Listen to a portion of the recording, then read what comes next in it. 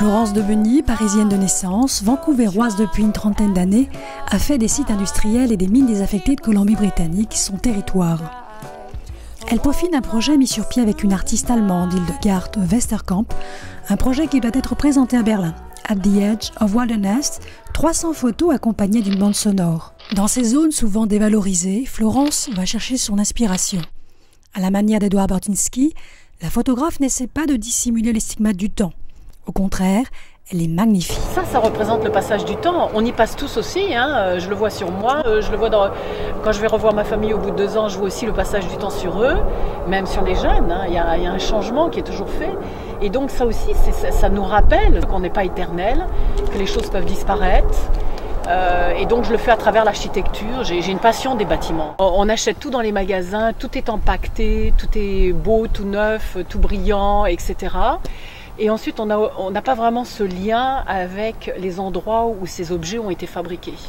Et donc, je crois que j'aime rappeler aussi aux gens qu'il y a un côté qui est peut-être moins brillant, moins attirant, où il y a des gens qui vont travailler tous les jours pour pouvoir produire ces objets-là et pour faire en sorte qu'on puisse consommer. On est dans une société extrêmement consommatrice. Donc, je veux rappeler ça aux gens. Il y a des jeunes qui ne savent même pas à quoi ressemble un poulet, par exemple. Et ils vont aller acheter du poulet sous plastique et pour eux, quand on leur demande de dessiner un poulet, c'est ça qu'ils dessinent. J'aime aussi interviewer des gens qui, normalement, on les interviewe pas.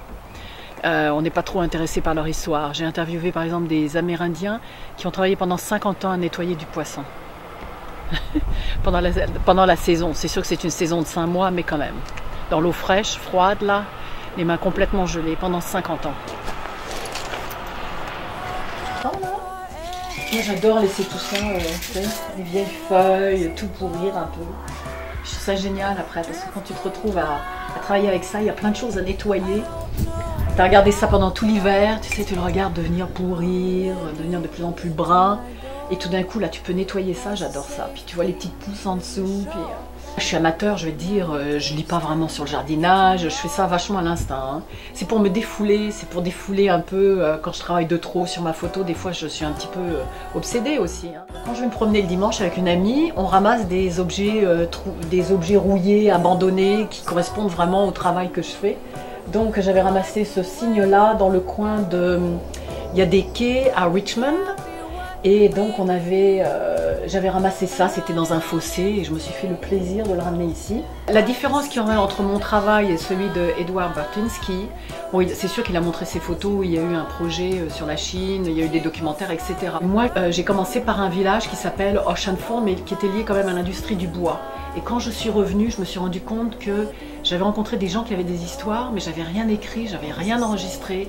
Et les photos, dans un certain sens, elles étaient merveilleuses, super belles, mais il leur manquait quelque chose. Donc quand j'ai fait le projet sur les conserveries de poissons sur la côte de la Colombie-Britannique, je me suis arrangée pour avoir une caméra vidéo, pour interviewer les gens. Et c'est là que j'ai commencé, ma photo a pris un essor. Vous avez reçu un héritage pour la première fois donc un appareil photo à l'âge de 12 ans. Cet appareil photo appartenait à votre grand-père. Oui.